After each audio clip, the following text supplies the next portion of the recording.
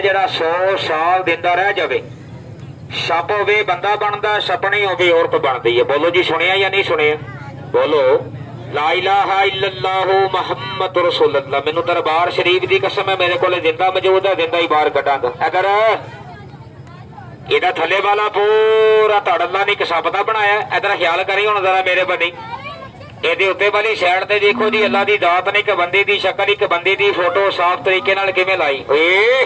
ਇਹ ਦੇਖ ਲਓ ਜੀ ਜ਼ਰਾ ਇੱਧਰ।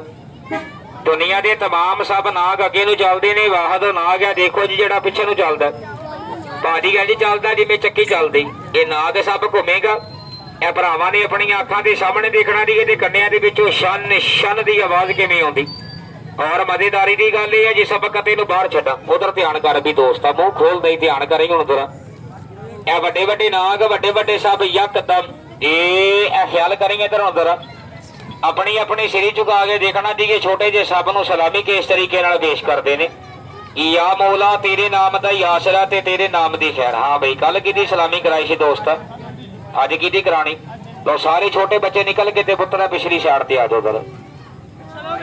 ਇੱਕ ਵਾਰੀ ਹੁਣ ਪਿਆਰ ਨਾਲ ਕਵਾਂਗਾ, ਦੁਬਾਰਾ ਮੈਂ ਛੋਟੀ ਨਾਲ ਕਹਿੰਦਾ ਹੁੰਦਾ, ਤੇ ਕੱਲ ਵਾਲਾ ਕੰਮ ਨਾ ਹੋਵੇ ਜਿਵੇਂ ਕੱਲ ਇੱਕ ਬੱਚੇ ਦੀ ਸੁੱਤਣ ਚ ਵੜ ਗਿਆ ਸੀ।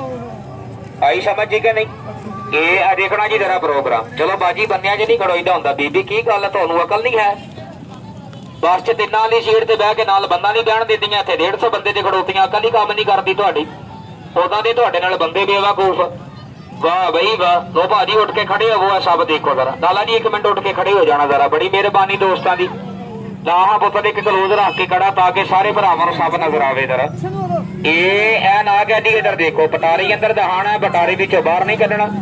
ਕਿਸੇ ਬੰਦੇ ਨੇ ਬਹਿਸ ਨਹੀਂ ਕਰਨੀ। ਸ਼ਾਹ ਜੀ ਸਭ ਸੁਣ ਯਾਰ, ਛੱਡ ਦੇ ਇਹਨਾਂ ਨੂੰ, ਬਾਅਦ ਚੋਂ ਕਰਨੀ ਵਾਲੇ ਕੇ ਕੜਾ ਲਾ ਦਿਓ। ਸਭ ਟੁਰ ਤੇ ਆਈ ਔਰ ਵੇਖ ਲੈ, ਫਨ ਖਿਲਾਰ ਕੇ ਬੰਦ ਕਰਕੇ ਬਹਿ ਗਿਆ। ਇਹਨੂੰ ਪਤਾ ਲੱਗ ਗਿਆ ਕਿ ਸਾਡੇ ਅੱਬੇ ਨੂੰ ਬਾਹਰ ਕੱਢਣ ਲੱਗੇ, ਇਹਨੇ ਦੂਸਰੇ ਨੂੰ ਵੀ ਹੁਣ ਪੈਰ ਦੇਣਾ। ਵੇਖ ਲਈ ਤੂੰ, ਕੱਲ ਇਹਦੀ ਸਲਾਮੀ ਕਰਾਈ ਸੀ ਨਾ, ਅੱਜ ਇਹਦੀ ਨਹੀਂ ਕਰਾਣੀ, ਅੱਜ ਸਪਣੀ ਦੀ ਕਰਾਣੀ ਹੈ ਮੇਰਾ ਪੁੱਤ। ਹਾਂ ਹਾਂ ਹੈਲੋ, ਸਿਰਫ ਅਜੇ ਮੈਂ ਡੋਰੀ ਖੋਲੀ ਹੈ, ਟੱਕਣ ਨਹੀਂ ਚਾਇਆ। ਇਹਨਾਂ ਨੂੰ ਖੁਸ਼ਬੂ ਆ ਗਈ ਆ ਕਿ ਸਾਡੇ ਅੱਬੇ ਨੂੰ ਬਾਹਰ ਕੱਢ ਦੇਣ ਲੱਗੇ ਇਹ ਨਾਗ। ਹਾਂ ਇੱਕ ਗੱਲ ਹੋਰ ਯਾਦ ਰੱਖਣੀ, ਮਿੰਟ ਮਾਰ ਯਾਰ ਬਾਅਦ, ਠੀਕ ਹੈ ਨਾ? ਬਟਾਰੀ ਵਿੱਚੋਂ ਬਾਹਰ ਕੱਢਣ ਦੀ ਸ਼ਾਹ ਬਾਬਾ ਨੇ ਇਜਾਜ਼ਤ ਨਹੀਂ ਦਿੱਤੀ। ਲੋ ਸਾਰੇ ਬੰਦੇ ਇਹ ਪਾਣੀ ਵਾਲੀ ਲਕੀਰ ਦੇ ਉੱਤੇ ਜੋ ਹਵਾ ਬੰਦ ਕਰ ਦੋ, ਇਹ ਸਭ ਦੇਖ ਲਓ ਜ਼ਰਾ। ਅੱਗੇ ਆਪ ਹੀ ਵੇਖ ਲਈਦਾ ਹੁੰਦਾ। ਇਹ ਇਧਰ ਦੇਖ, ਨਹੀਂ ਜੀ ਨਹੀਂ, ਦੰਦ ਨਹੀਂ ਕੱਢੀ ਤੇ ਭਾਜੀ, ਦੰਦੇ ਮਰ ਜਾਂਦੇ ਨੇ। ਇਹ ਨਾਗ ਦਾ ਵਾਅਦਾ ਕੀਤਾ, ਨਾਗ ਦੇਖੋ, ਛੱਡੋ ਸਾਰੀਆਂ ਗੱਲਾਂ। ਇਹਨਾਂ ਦੇ ਦੰਦ ਕੱਢੇ ਭਾਈ ਜਾਨ ਨੇ ਕਾਲ, ਸਭ ਦੁੱਧ ਨਹੀਂ ਪੀਂਦੇ। ਸੱਪਾਂ ਦੇ ਦੰਦ ਕਦੀ ਕੱਢੇ, ਦਰਦ ਲੈ ਕੇ ਵਾਪਸ ਨਹੀਂ ਜਾਣਾ। ਬੰਦੇ ਨੂੰ ਅੱਗੇ ਲਿਆਓ, ਅੱਲਾ ਦੀ ਪਾਕ ਕਲਾਮ ਪੜਾ, ਸ਼ਹਾਦਤ ਵਾਲੀ ਗੋਲੀ ਐਂਡ ਕਰਕੇ ਦੰਦ ਦੇ ਉੱਤੇ ਰੱਖਦਾ ਵਾਂ। 1 2 3 ਹੈਲੋ ਓ ਭਾਈ, ਕਲਬੰਦੀ ਨਹੀਂ ਹੈ, ਦੰਦ ਦਾ ਇਲਾਜ ਕਰਨਾ ਨਬੀ ਦੀ ਸੁਨਨਤ। ਲਿਆ ਸੋਹਣਿਆ ਕੱਪੜਾ ਬੜਾ ਕਾਕਾ, ਇਹਨੂੰ ਬਾਹਰ ਕੱਢੀਏ ਬਟਾਰੇ ਵਿੱਚੋਂ ਬਾਹਰ। ਦੂਸਰੇ ਨੰਬਰ ਤੇ ਕਿਹੜਾ ਬੰਦਾ ਤਜਰਬਾ ਕਰੇ? ਕਰ ਮੁੰਡੇ। ਯਾ ਇਲਾਹੀ ਖੈਰ ਕਰੀ ਸੋਹਣਿਆ ਰੱਬ, ਤੇਰੇ ਨਾਮ ਦਾ ਆਸਰਾ ਤੇਰੇ ਨਾਮ ਦੀ ਹੈ। ਲੋ ਜੀ ਇਹ ਆਹਾ, ਹੁਣ ਕਿਸੇ ਬੱਚੇ ਨੇ ਆਪਣੀ ਜਗ੍ਹਾ ਤੋਂ ਹਿੱਲ ਕੇ ਇੱਧਰ ਉੱਧਰ ਨਹੀਂ ਹੋਣਾ, ਫੇਰ ਨਹੀਂ ਕਹਿਣਾ ਨੁਕਸਾਨ ਹੋ ਗਿਆ, ਦੱਸਿਆ ਕਿਉਂ ਨਹੀਂ। ਬੋਲੋ ਠੀਕ ਹੈ ਨਾ ਜੀ? ਗੱਲ ਮੈਂ ਦੱਸ ਰਿਹਾ। ਔਰ ਰੱਬੇ ਕਾਬਾ ਦੀ ਕਸਮੇ ਨਾਥ ਕੀ ਡਰ ਮੈਨੂੰ ਵੀ ਲੱਗਦਾ, ਇਹਨੇ ਆਪਣੇ ਪੀਰ ਨੂੰ ਮਾਫੀ ਨਹੀਂ ਦਿੱਤੀ। ਤੇ ਤੁਹਾਡੇ ਸਾਹ ਭਰਾ ਮੇਰੇ ਨੇ ਹੱਥ ਅੰਦਰ ਪਕੜੇ ਆ, ਬੋਲ ਕੇ ਜਵਾਬ ਦਿਓ ਜੀ, ਇਹ ਸਾਫ ਕੱਪੜਾ ਅੱਛਾ ਲੱਗ ਰਿਹਾ ਜਾਂ ਬੁਰਾ ਲੱਗ ਰਿਹਾ? ਭਾਜੀ ਇਹ ਅੱਛਾ ਲੱਗਦਾ, ਸਫਾਈ ਪਸੰਦ ਬੰਦੇ ਨੂੰ ਲਾਲਾ ਜੀ ਤੇਰੀਆਂ ਖਾ ਜਾਣੀਆਂ। ਉਹਨੂੰ ਇਹ ਅੱਛਾ ਨਹੀਂ ਲੱਗਣਾ, ਉਹ ਨਸੇਗਾ ਬਾਹਰ, ਉਹਦੀ ਸ਼ਕਲ ਵੇਖੀ ਬਜੂਦੀ। ਮੈਂ ਬੰਦੇ ਦੀ ਸ਼ਕਲ ਵਾਲਾ ਸੱਪ ਇੱਧਰ ਦੇਖੋ ਜ਼ਰਾ।